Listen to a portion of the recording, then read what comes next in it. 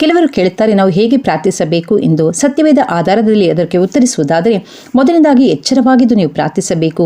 ಯೇಸು ಕ್ರಿಸ್ತನು ತನ್ನ ಗೆತ್ಸೆಮನೆ ತೋಟದಲ್ಲಿ ತನ್ನ ಶಿಷ್ಯರಿಗೆ ಹೇಳುತ್ತಾನೆ, ನೀವು ನನ್ನೊಟ್ಟಿಗೆ ಒಂದು ಗಳಿಗೆಯಾದರೂ ಎಚ್ಚರವಾಗಿದ್ದು ಪ್ರಾರ್ಥಿಸಲಾರಿರಾ ಎಂದು.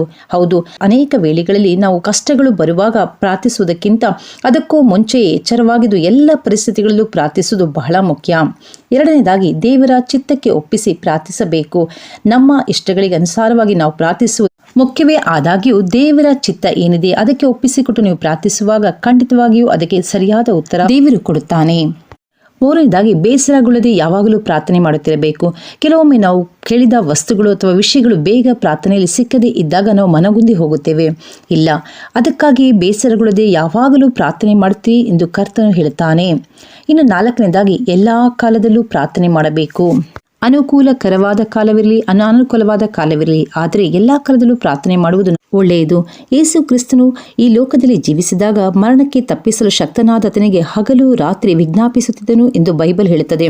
ಅದೇ ಪ್ರಕಾರ ಪೌಲ ಸೀಲರು ಜೈಲಲ್ಲಿದ್ದಾಗ ಪ್ರಾರ್ಥಿಸಿದರು. ದಾನಿಯೇಲನ ಮೇಲೆ ಪ್ರಾರ್ಥನೆಯ ವಿಷಯವಾಗಿಯೇ ತಪ್ಪು ಆರೋಪ ಬಂದಾಗ್ಯೂ ಸಹ ತಾನು ಪ್ರಾರ್ಥನೆ ಮಾಡುವುದನ್ನು ಎಡೆಬಿಡದೆ ಮಾಡುತ್ತಿದ್ದನು, ಅದನ್ನು ಬಿಟ್ಟು ಬಿಡಲಿಲ್ಲ. ಇನ್ನು ಐದನೇದಾಗಿ ಉಪವಾಸವಿದ್ದು ಪ್ರಾರ್ಥಿಸಬೇಕು. ಯೇಸು ಸ್ವಾಮಿ ತನ್ನ ಶಿಷ್ಯರಿಗೆ ಹೇಳಿಕೊಟ್ಟಿದ್ದಾರೆ, ಕೆಲವೊಂದು ವಿಷಯಗಳಿಗಾಗಿ ನೀವು ಉಪವಾಸವಿದ್ದರೆ ಮಾತ್ರ ಅದರಿಂದ ಬಿಡುಗಡೆ ಹೊಂದಲು ಸಾಧ್ಯ ಎಂದು. ಹಾಗಾಗಿ ನಾವು ಉಪವಾಸವಿದ್ದು ಪ್ರಾರ್ಥಿಸುವಾಗ ಅನೇಕ ಬಿಡುಗಡೆಯಾಗದ ವಿಷಯಗಳು ಬಿಡುಗಡೆಯನ್ನು ಹೊಂದಿಕೊಳ್ಳಬಹುದು. ಇನ್ನು ಆರನೇದಾಗಿ ಪವಿತ್ರಾತ್ಮ ಪ್ರೇರಿತವಾಗಿ ಪ್ರಾರ್ಥಿಸಬೇಕು. ಪವಿತ್ರಾತ್ಮನಿಗೆ ಒಳಪಟ್ಟು ಪ್ರಾರ್ಥಿಸುವಾಗ ನಾವು ಏನನ್ನು ಪ್ರಾರ್ಥಿಸಬೇಕು, ಹೇಗೆ ಪ್ರಾರ್ಥಿಸಬೇಕು, ಯಾವುದಕ್ಕಾಗಿ ಪ್ರಾರ್ಥಿಸಬೇಕು ಎಂಬುದನ್ನು ಪವಿತ್ರಾತ್ಮನು ತಿಳಿಸಿಕೊಡುತ್ತಾರೆ. ಹಾಗಾಗಿ ಆತ್ಮನಿಗೆ ಒಳಗಾಗುವುದು ಬಹಳ ಮುಖ್ಯ.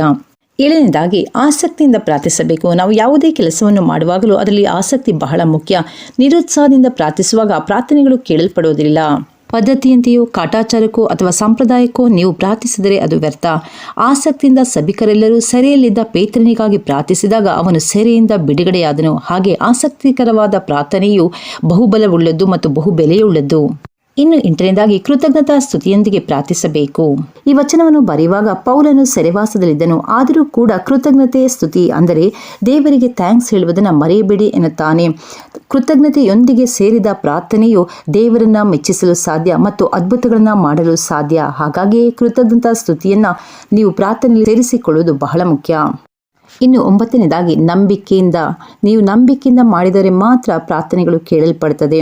ನಂಬಿಕೆಯಿಂದ ಮಾಡಿದ ಪ್ರಾರ್ಥನೆಯು ರೋಗಿಯನ್ನು ಸ್ವಸ್ಥಪಡಿಸುತ್ತದೆ ಮತ್ತು ನಂಬಿಕೆಯು ಪರಲೋಕವನ್ನು ಅಲುಗಾಡಿಸುತ್ತದೆ, ದೇವರಿಂದ ಶಕ್ತಿಯನ್ನು ಹರಿಯುವಂತೆ ಮಾಡುತ್ತದೆ.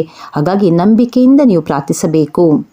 ನಂಬಿಕೆ ಇಲ್ಲದೆ ದೇವರನ್ನ ಮೆಚ್ಚಿಸುವುದು ಅಸಾಧ್ಯ. ದೇವರ ಬಳಿಗೆ ಬರುವನು ದೇವರು ಇದ್ದಾನೆ ಮತ್ತು ಆತನ ಪ್ರಾರ್ಥಿಸುವವರಿಗೆ ಪ್ರತಿಫಲವನ್ನು ಕೊಡುತ್ತಾನೆ ಎಂದು ನಂಬುವುದು ಬಹಳ ಅವಶ್ಯಕ. ಹಾಗಾಗಿ ನೀವು ನಂಬಿಕೊಂಡು ಪ್ರಾರ್ಥಿಸಬೇಕು, ನಂಬಿಕೆಯಿಂದ ಪ್ರಾರ್ಥಿಸಬೇಕು.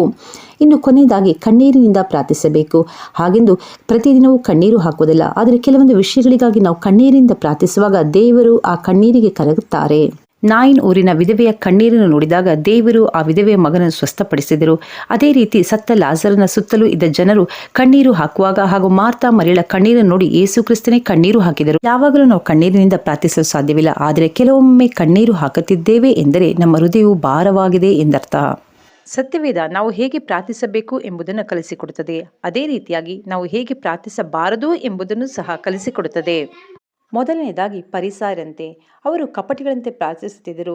ಯೇಸು ಸ್ವಾಮಿ ಅವರನ್ನು ನೋಡಿ ಪರಿಸಾಯರಂತೆ ನೀವು ಪ್ರಾರ್ಥಿಸಬೇಡಿ ಎಂದು ಹೇಳಿದರು. ಎರಡನೇದಾಗಿ ತಪ್ಪಾದ ಉದ್ದೇಶವನ್ನು ಇಟ್ಟುಕೊಂಡು ನಾವು ಪ್ರಾರ್ಥಿಸಬಾರದು, ಹಾಗೆ ಮಾಡಿದರೆ ಆ ಪ್ರಾರ್ಥನೆ ಕೇಳಲ್ಪಡುವುದಿಲ್ಲ. ಮೂರನೇದಾಗಿ ಕೃತಜ್ಞತೆ ಇಲ್ಲದೆ ಅಥವಾ ಗೊಣಗುಟ್ಟುತ್ತಾ ಪ್ರಾರ್ಥಿಸಲೇಬಾರದು. ನಾಲ್ಕನೇದಾಗಿ ಇತರರನ್ನು ಮೆಚ್ಚಿಸಲು ಪ್ರಾರ್ಥಿಸಬಾರದು.